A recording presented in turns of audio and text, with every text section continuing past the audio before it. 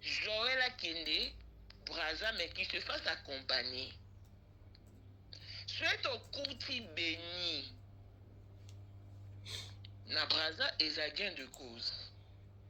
Ce petit Kouti était, on n'aura rien perdu parce que traverser à Kinshasa, Braza n'écoute pas grand chose. Naebi office on t'a douta zalete. Maloba nanga bat ba on dit on a facilité. Parce que Dieu était dedans. Naebi si famille, soyons optimistes. Prenons positif. Mettons Dieu au centre de ce dossier. Tokanga béni les lots. Neba ebi singa.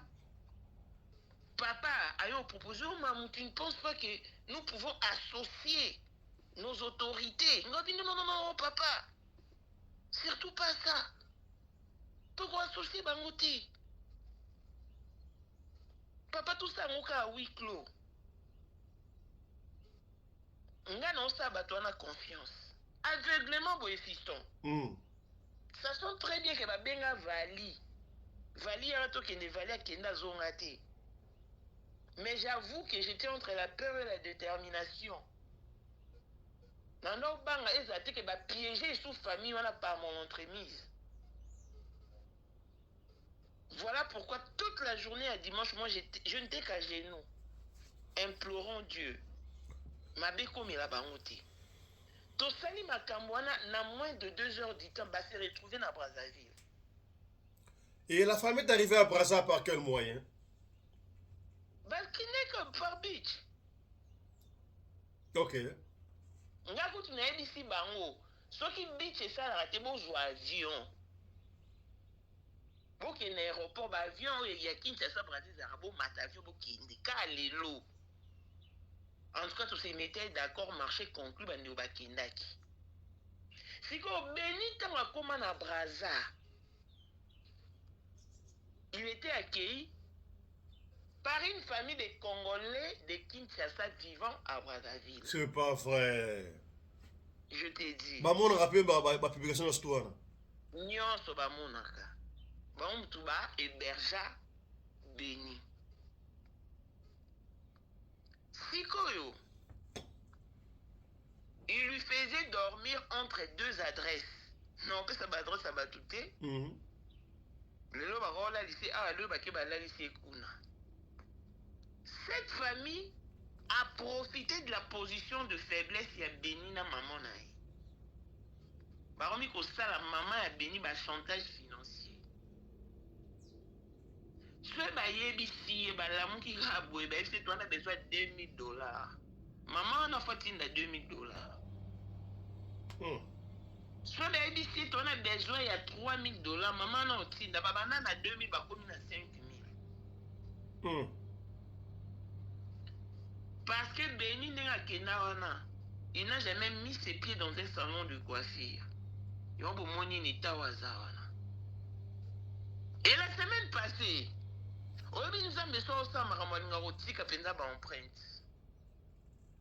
Béni, je me sens épuisé au fait. Ma déplacement entre les 2 adresses pendant qu'il est là. Nana pour ça na beta tour ne serait-ce qu'il n'a supermarché. Bato Braza baby batonsu bazo avouer que ba mona qui est semaine passée na supermarché. Mais vu que baloba ba kanga en Afrique du Sud, batonsu baloba qui a na Georgie, batonsu so batonsu ba peut-être ba kokana. Tant mambo biminde baba oui effectivement tout le monde est qui na supermarché. Tant ba aussi supermarché bazongi. Famille on a babing maman a béni ba senge $10,000. Maman on dit $10,000 c'est quand même énorme. Babi maman, on ne discute pas. C'est $10,000 ou rien. Ndeba lo bana ba kangi ba téléphone ya béni. Et comme il y a Koswana, maman peut mais vous exagérez quand même. Maman a eu ça bon $2,000. Et si on a bête à mon tour, Comme ça, lundi, non, tindela bino le reste. Mais ce qui vous reste, vous tindaye akini, vous qui na frontière ya Congo Brazzaville na Cameroun. Parce qu'on a organisé bateau boyambi na Cameroun. Pendant accrochage wana, ne ami ya fille oyo. La femme de la maison a hébergé à Béni à Komi. Le coup là, yoka batu ba oswana, elle s'est dit que non tokete. Na kota ka par surprise. Pour qu'elle n'a kuna maman a Béni te. Ok. Mais jour où on a un côté par surprise, malamment encore. Amoni Béni, akamwe. Moi peut pas bomber sous ces athées. Pour maman y est déjà. Ah ok, bon on est bon, soit on a basson mais $10 000. Ah bien bon. Donc tout au vent, qu'on a pu vous ça la maromine et bien les bobomba Béni. Dans mon temps, on est sur autant la grosse femme au bout, on a encore Béni. Si on a ce qu'on a dans la copaine à militaire. Habité. En tout cas, biso so photo kota na cop. Biso pe photo liambongo. Et pesi sou koswana. Avant cela, quand maman va béni, à l'obi que lundi, si on a tenu mon que kotika na frontière ya Brazzaville na Cameroun. Si on a bien, c'est que bon niveau kima. Tal obi nza maintenant yiba batmaele yo mo kosa mambo comprendre te. A kima ndeni. Pour yon ne faut bimiter. Oh, il faut que la police, ok, qu'on signale la décharge. Oh. Oh. Amemi Béni la police. A commis qu'on n'a pas ces deux Gisaka. Abi azala nyonga, abi ngaki Cameroun, mais il faut faire la lettre avec Cameroun, c'est la décharge ou acte de reconnaissance que avant que Cameroun faut maman bango tin de langa, ati nambo on a ngitikala ki $8 000. Oh. Maman a bafuta nyonga ya $8 000. Ba signé. Ba beti pe ba caché bango ba zone. Si wana sikwa lo ba pe fa kota na cop nde ake epa ya nai. Abeteli ya nai ya. Ka likambo ele kakuna. Voilà 1 2 3 4. Abinga lokwa nana kopé na militaire, faut tout signaler, surtout que confisquer Béni. Toi na pas na biso peto bandolia mbongo wana. Et comme Jenda. Jenda. Les grandes fernis Kobi, on a raison. Mais tu connais bon lelo, mais pour quelle finalité? Oui, mais tu quelque chose toi basi. Toi peine à bana. Toi ça peut éternel té, lobby pe na lobby kuna malheur pour quoi atteindre bana biso. Mais misa malheur moto ça la lelo et couvrir progéniture et descendance na biso. Tu ne trouves pas que les biso to confisquer Benito liambonga makila pour aniter biso to luka famille ya vali. Soit to sai musala des familles na ba récompenser biso mette to liambonga mobu ya kimia.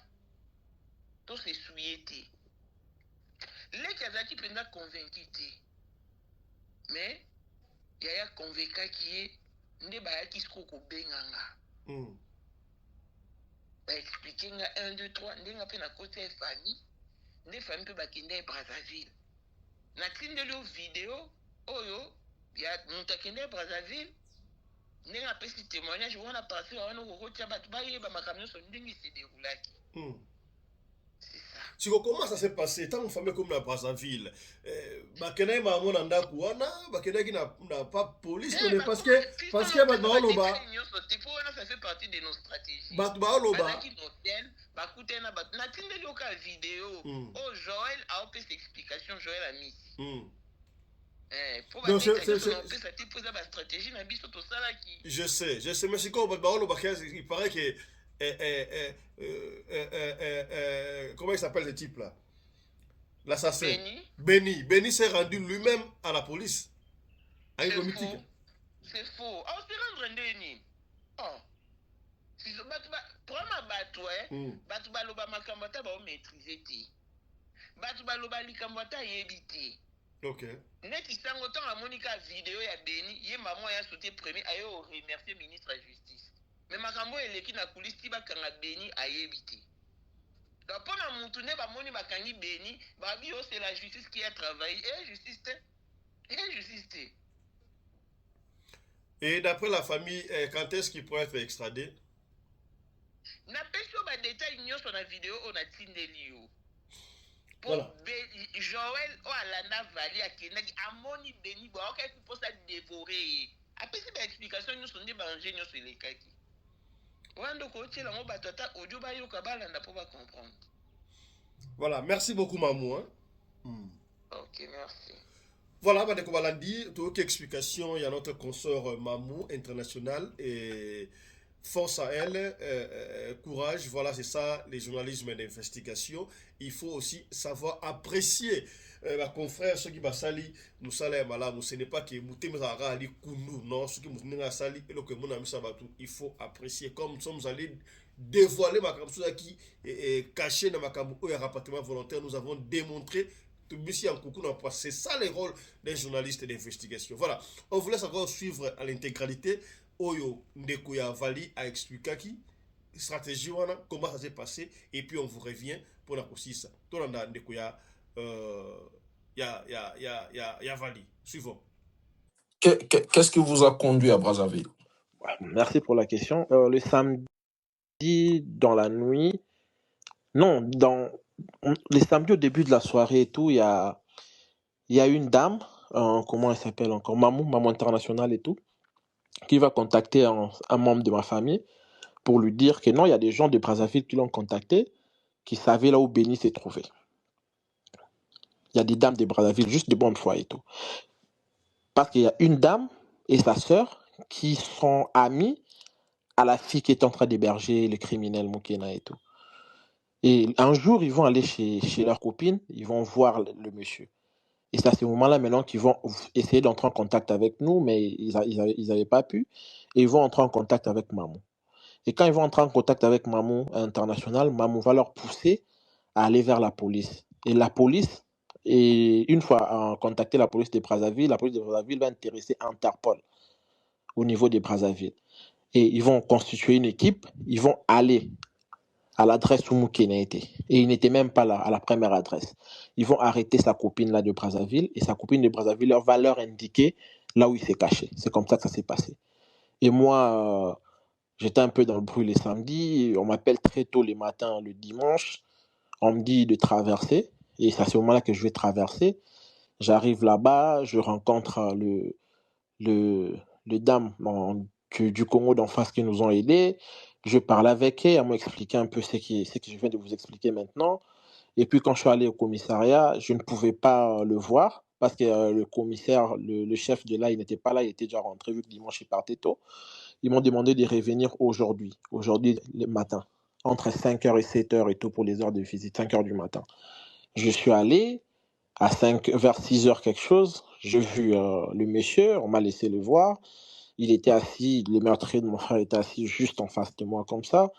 Bon, il était bien sûr derrière une porte en gris, je crois. Bon, on s'est vu, il m'a regardé, je l'ai appelé Beni, il m'a regardé, il a baissé son visage pendant 5 minutes. Il est arrivé Vous avez rencontré Beni Moukena en personne? J'ai rencontré Beni Moukena en personne, il avait un polo noir, la barbe un peu sale et tout, des cheveux un peu sales. Donc, j'ai rencontré un monsieur un peu trop sale là, qui est Beni Moukena. Je l'ai rencontré aujourd'hui. Il m'a regardé droit dans les yeux et après il a baissé son visage, il ne m'a plus jamais fixé les yeux.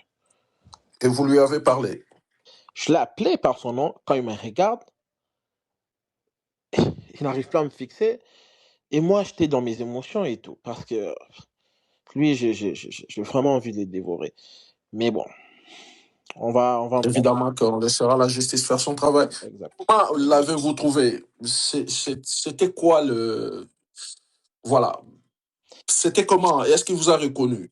Je suis sûr qu'il m'a reconnu parce que si je suis un peu trop passé dans les médias, je suis sûr que pendant ces temps-là, quand il était en cachette, il regardait sûrement des vidéos. Parce que le jour de la veille mortuaire de mon frère, je lui avais déjà fait une promesse que personne n'est au-dessus des dieux, que nous, on finira par l'avoir. Et je suis sûr qu'il s'est rappelé de cette phrase-là quand il m'a vu. Et Aujourd'hui, on l'a eu. Et donc les services vous ont laissé accéder à lui, les voir. Est-ce qu'il y avait des gens ou on vous a laissé qu'à vous deux? Non, non, non, il y avait des gens. Il y avait des gens, il y avait notre avocat de la famille, il y avait quelques policiers brazzavillois. Il était dans l'autre côté de la grille, et puis moi, j'étais aussi dans l'autre côté. C'est-à-dire qu'il y a une sorte de volonté de transparence de la part des autorités. Oui, des autorités de l'autre Congo, de la République du Congo. Oui, oui, oui, oui. D'ailleurs, j'ai beaucoup été impressionné quand je suis arrivé déjà le dimanche. Oui, je suis allé, je me suis présenté, j'ai montré ma carte d'identité, mon avocat s'est présenté, je leur ai expliqué. Et déjà, quand il s'est fait arrêter, quand l'Interpol les dépose au commissariat central de Brazzaville, il cherche à manipuler les policiers de là. Il leur dit, oh non, les gens de l'Interpol m'ont arrêté parce qu'il y a un monsieur de Kinshasa trop puissant qui ment que je lui ai volé $1 million. C'est pour cela qu'on m'a arrêté, ceci-là. C'est ce qu'il dit. Parce que les policiers qui sont là, à sa garde, ne savent pas qu'il a été arrêté pour meurtre. Ce sont les gens de l'Interpol qui le savent et l'autre officier et tout. C'est quand nous on arrive que je leur explique encore le tout avec des vidéos qui vont se dire, oh, ok, c'est comme ça. Et mais sinon, les gens de Brazzaville, ils ont vraiment, vraiment, vraiment été ouverts avec nous. Ils nous ont beaucoup aidés. Et qu'est-ce qu'ils vous ont dit de la suite? Ils ont dit qu'ils vont essayer de l'interroger. Bon, d'ailleurs, quand on quittait, c'est ce qu'ils étaient en train de faire. Et ils ont dit que tout est déjà dans le pipeline et tout, donc tout dépendra de la vitesse à laquelle ça va évoluer. Mais d'ici les 2 jours, ils devraient déjà être à Kinshasa. Mais puisque vous avez... Et d'ailleurs, j'étais là aujourd'hui, ce matin, quand on donnait ses affaires, ses effets personnels à d'autres officiers pour qu'on puisse les transférer à un autre endroit et tout. J'ai même vu son porte-monnaie où il y a la photo de sa petite maman et de son petit mignon petit frère et tout. Donc... Voilà, Bandeko Balandi, to Suki Awa, pour l'analyse, il y a capture si vous voulez, il y a Ndeko Oyo, Abomaki Bongo Vali. C'est-à-dire que Mukena, Beni Mukena, il a été bel et bien arrêté dans Congo Brazzaville. Donc, explication Oyo concerne Nabiso à Pessi. Si on a encore de nouveaux, Oyo Baksami na Otolobi Awate, nous allons revenir. Nous allons revenir pour la Koyo Oyo Awa to Lobité. D'ici là, portez-vous bien, santé de faire à tous. Mais n'oubliez pas les autres dans la live.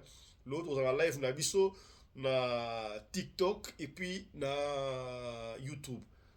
Donc, bozala wana pour la kolanda. Oma ndeko akobeta témoignage yemoko akufaki ayeko lamuka. Somo akufa azonga yemoko akoloba yango depuis Sikazali. Donc, ne ratez pas. Abonnez-vous na chaîne Nabiso Radio Loco Télévision et puis abonnez-vous aussi na page Nabiso ya TikTok. Allez, portez-vous bien.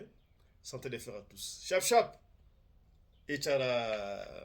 Et promotion na kati ya cité Aloimo VIP. Terrain il y a 20 mètres sur 20 mètres à 2 minutes na Grand Boulevard à crédit. Kaka na $4,000 ya Pambaye. Terrain o eza plat na milieu moko déjà habitable. Eau disponible, service à construction P disponible. Landa procédure de paiement. Premier compte Oyo Eza na $1,000 PO etikali futa ndambu topé $300 chaque fin du mois aux Amobimba. Avantage Zalinini. Une fois que vous foutez premier compte nayo, vous allez déjà na droit ya occuper le pango nayo, kotia mise en valeur, topé ko sala misala nayo ko concrétiser ba projet nayo. À part premier compte, il y a $1,000, okobanda ko futa kaka $300 chaque fin du mois. Ti okosilisa mbongo na yo bato na kapona nini il faut kozala na lopango. Contrairement na motuka oyo valeur na yango edimiaka plus mikolo ezoleka, kasi lopango valeur na yango emataka sekomata mokolo na mokolo. Kokisa ba projet na yo immobilier meilleur investissement. Otoni okobenga biso ndenge nini, joa numéro na biso WhatsApp topé ya bapel plus 243 84 16 78 048. Topé oleki na bureau ya Aloimo. Bureau na biso ezami na commune ya Gombe, plus précisément la galerie présidentielle. Galerie présidentielle ezami en face ya Kinmark, tozawana na premier niveau na local MB1. Oyewa notuni kaka Aloimo to po bengi biso okozwa biso okoya na bureau mobimba. Bokanisi esuki wana teo yoka ba témoignage. Non, impression na ngazali terrain za très bien. Osimia limeti pembene sase papa suweno nini. Babo makamoto na petro te polamba na babola esengi makala yo timabanga. Edgar Mvumbi papa na soki osali bongo wana bomi moto bolingo nanga.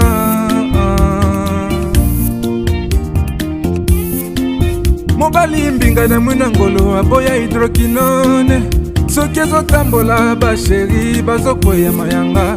Na retrouve douce tendresse affection epana yo. Nasalelo nini pondimake na kupendaka sana. Shitakwacha pelende wenjoro yangu. Dans mon cœur tu occuperas toujours la première place.